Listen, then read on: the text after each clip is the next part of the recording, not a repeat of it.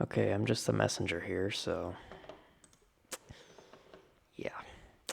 It's October 24th, and I wanted to show you guys this. Russia begins call-up of reserve army troops.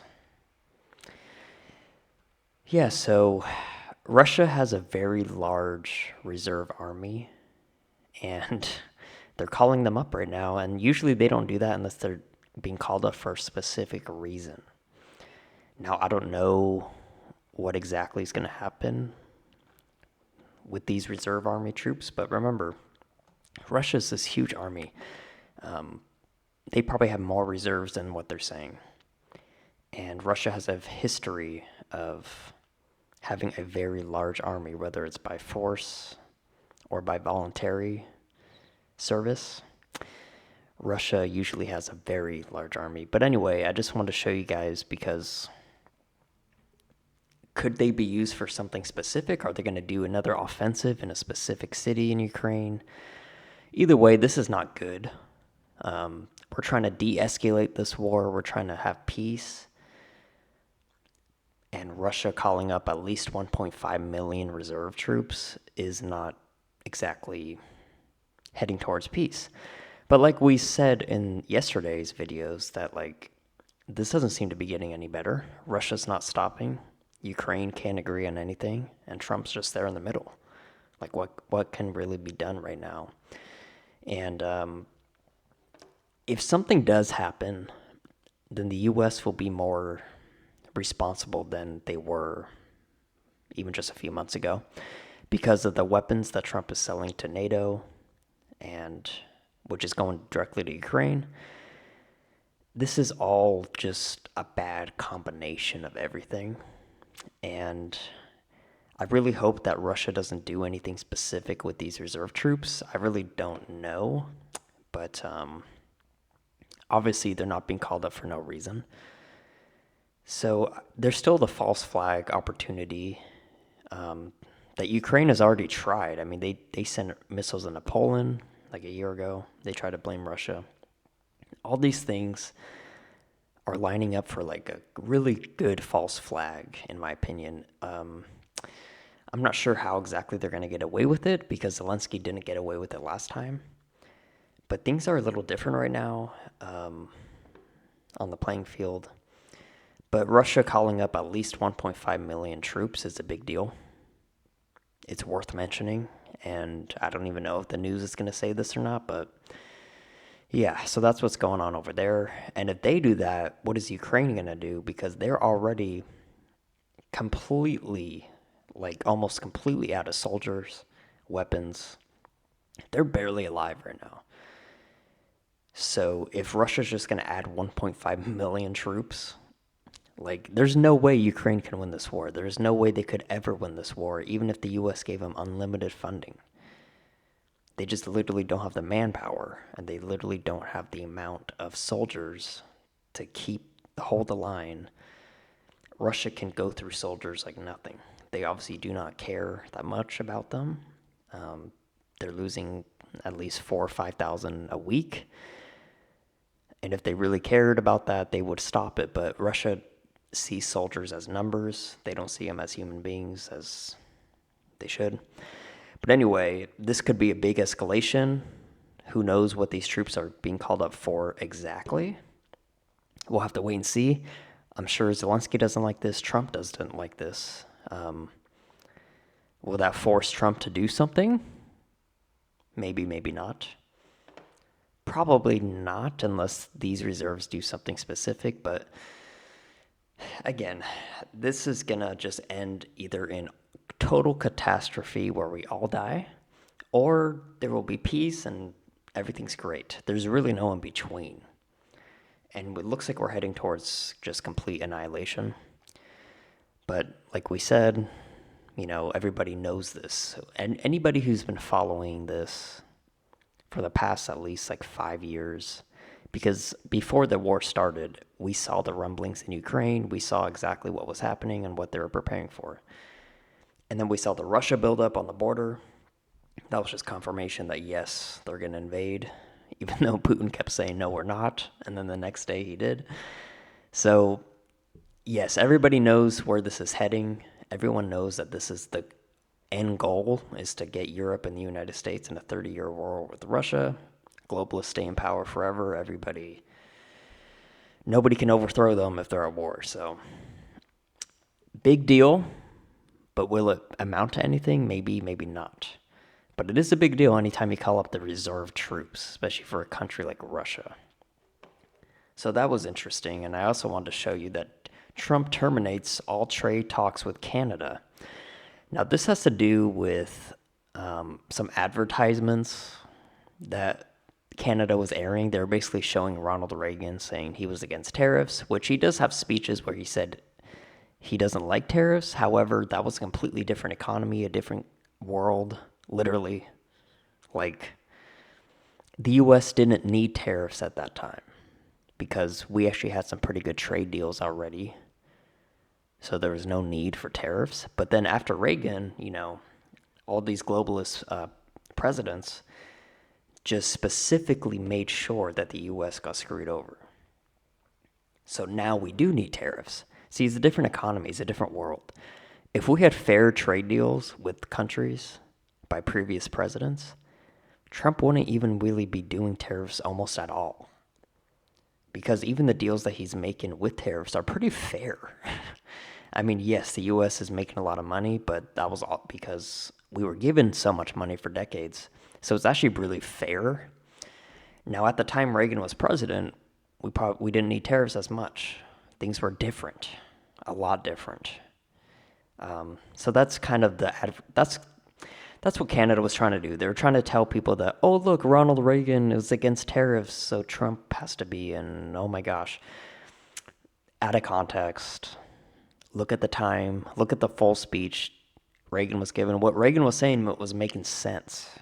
Because at the time, they didn't really need tariffs, and it was too big of a gamble. Right now, in this economy, especially when Trump took office, absolutely we need tariffs, and absolutely we need better trade deals. So Donald Trump saw the advertisement and basically he canceled all trade with Canada. Now, that might not mean much to you, but believe me, the president of Canada, Carney, and his advisors and his economic people are losing their mind right now. They cannot they cannot have the U.S. just terminate trade talks with them. They are so reliant on the U.S.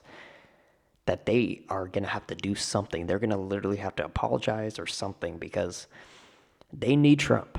Trump does not need Canada.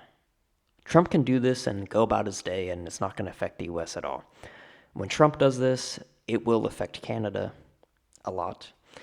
And Carney, he's newly elected. He needs people to like him. He can't just have this on his resume right away. So believe me, this will not be the end of this. Canada will try to do something about this. Carney will probably have to come to the U.S., the White House, and apologize, and they'll probably have to do a new trade deal. That's fine.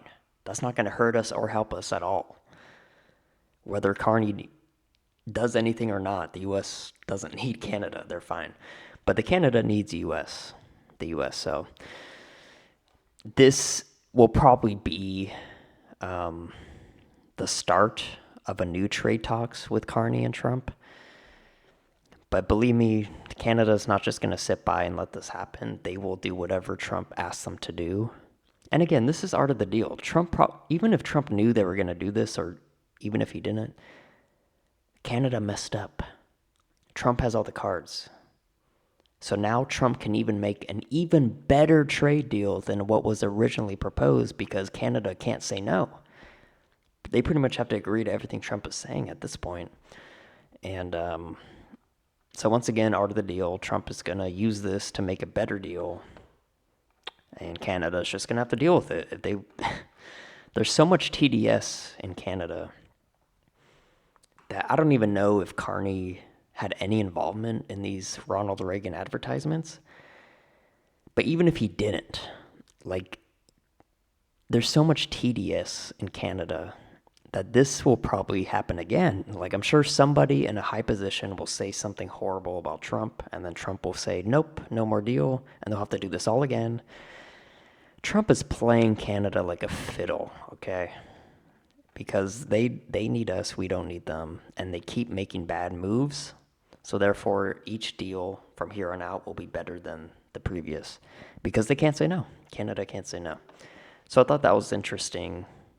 I'm sure the Carney administration is freaking out, trying to make calls right now, like as I speak. So isn't that lovely? Go woke, go broke.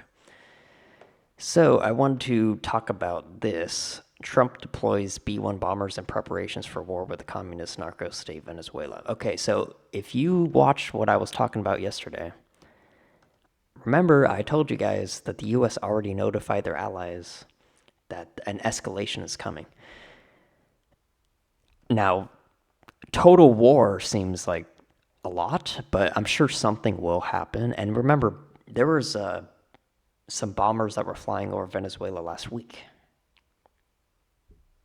And that's something people didn't even really talk about. Now, Trump did deny that, but from what I've seen, it looks like there were deployed.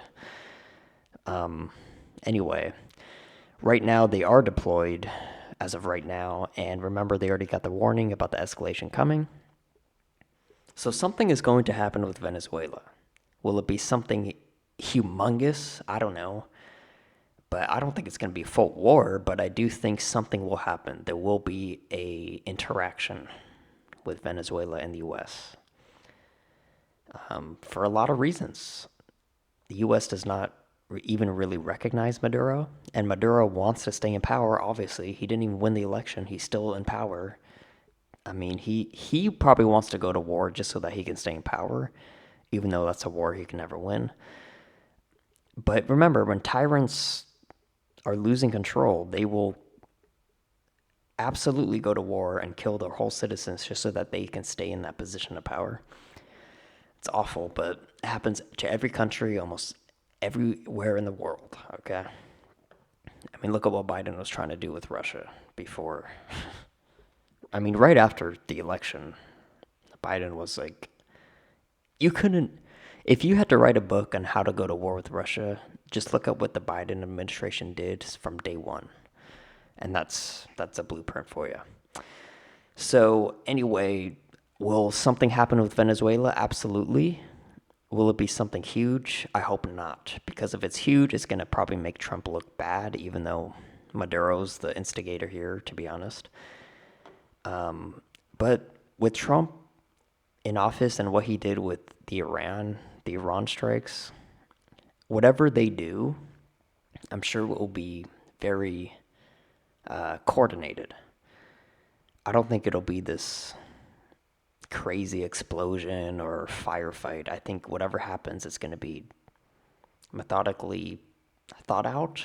And same with Venezuela, because they can't just attack a U.S. carrier or something like that. They just can't do that. They'd have to do something more sly, more secretive. But anyway, DOJ warns California officials to stand down or face prosecution after threats to arrest ICE agents. Bondi orders Pelosi to preserve emails. Okay, so we all know Pelosi's not going to preserve her emails, and we all know Bondi's not going to do anything about it. Bondi has been very disappointing. She's done a few good things. I mean, these past indictments were a part of her handling. Even the Comey indictment, she had to fire someone just so that someone else could indict him. Same thing will probably happen with Brennan, which is probably next. But Bondi has been doing a lot of things that I don't like. I mean, she still, RFK tried to block the chemtrails. She was like, no, we need chemtrails. She blocked that. She's blocked a lot of things. Bondi could have indicted a lot of people a long time ago. And I'll just say that. But she still has an opportunity to resurrect herself right here, because if she starts indicting more people, including Hillary and Obama, then yes, she will have done her job. But as of right now, she isn't doing anything. And that's what a lot of insiders say. A lot of insiders are saying that she's lazy and she's just here for the fame. And she's just trying to make Trump happy. But to make Trump happy, you got to indict these globalists. Matt Gaetz would have indicted all these people day one, okay? So, I don't know what to think about Bondi. Right now, I don't like her. I mean, she's doing okay. I'm not going to say she's doing good. It's 9 months in, and you have only 3 major indictments. Like, what is this? What is this? We have the documents. We've had these documents for 10 years. So why is there no more indictments? But I do think Brennan will be next. Maybe even Jack Smith. But Brennan looks like he's going to be next. So I don't know how you guys feel, but Bondi is not really my cup of tea. Stephen A. Smith floats insane conspiracy theory, Trump revenge behind NBA bet rigging. Yeah, Stephen A's up and down. So speaking of this whole NBA thing, this will not be the end. Probably every single player in the league bets illegally, even though they're making millions of dollars. Not every player, obviously, but I would say at least 75% of the players do bet. Now, a lot of them probably do it legally, so maybe they're not all doing it illegally, but for the other players that aren't making the big contracts, you might want to look at them as well. Just saying, this is not the first time that this has happened, and this will not be the last time. I'm sure there's players right now that are stopping because they don't want to get caught right now. The NBA is a joke. Adam Silver is a joke. He hasn't done anything good for the league, really, for a lot of different reasons. But anyway, I am going to predict that more NBA players will be caught. Will they be indicted and arrested? I don't know about that because it takes a lot to actually do an arrest and indictment. But the NBA obviously cannot do their job. Did you know that the NBA already investigated these two players, or really Terry Rozier, for 2 years? And they said they did nothing wrong. They had the same resources the FBI had. So the NBA knows their players are gambling and they're trying to cover it up. Which, that could get Adam Silver indicted, for all I know. I don't know. But anyway, the NBA needs to watch out. And if you're making money playing sports and you're gambling, you're retarded. You're absolutely retarded. There's no reason to be gambling money when you're making at least $1 million a year. Are you insane? I mean, just give it to me. Seriously, I will literally take the money for you so that way you don't have to see your bet lose. I will just take it and it'll be a win-win. I'm being serious, by the way. Like, NBA players, if you just want to give me your money instead of gambling it so that you don't have to go to jail, I will gladly do that. But anyway, this will not be the end of that.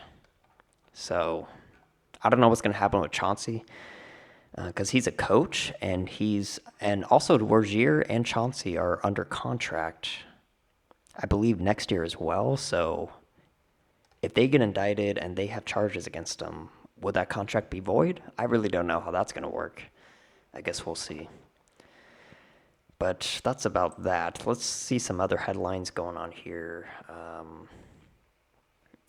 Trump talks to San Francisco mayor. Amazing what happens when people just communicate. Yeah, Trump was talking to the mayor of San Francisco about bringing in the National Guard. He's not going to do it yet, but believe me, the National Guard will be in San Francisco.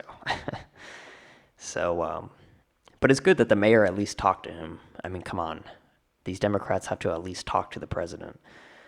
Nancy Pelosi wants local police to arrest ICE agents. Yeah, like that's going to happen. They also made this app where you can hunt down ICE agents. Totally illegal, by the way. But, we'll see what happens with that. Trump says he'd pick Democrat over communist. Yeah, this is so funny. This is like the worst election in American history, probably. Mamdani versus Cuomo. I'm not even really counting Sweewa, wherever you say his name. He's not going to win anyway. I don't think Cuomo can win either, but I'm just saying, like, what awful candidates for New York City. Mamdani and Cuomo. I mean, like, are you kidding me? There's nobody better than that.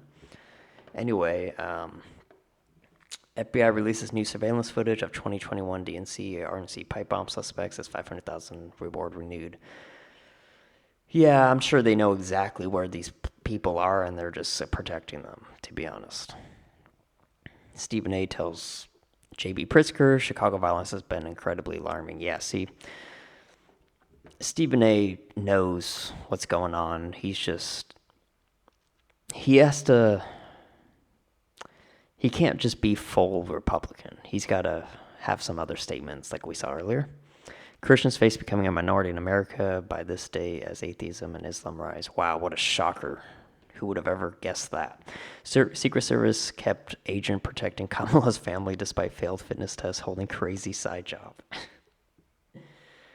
Oh, these headlines are too much. I'm sure that's exactly how it went. I'm not even going to bother to open that article up. California fire victims get another slap in the face as insurance companies pass along cost. Yeah, California's done. I love California myself. I knew once those fires happened, especially once I saw those fires were going to happen, because people predicted that the Palisades were going to get set on fire on purpose.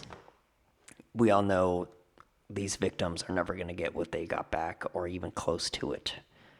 They're never going to get permits. They're already planning low-income housing on those neighborhoods. That's just how that works. Blah, blah, blah. This was all yesterday, I believe. Has the largest population of centenarians. Okay. Trump terminates all U.S. trade negotiations with Canada. Yeah, we talked about that. Trump pardons cryptocurrency exchange, Binance founder. Okay, I'm sure people will have an opinion on that. Millions warn SNAP benefits could stop next week. Yes, who everybody knows.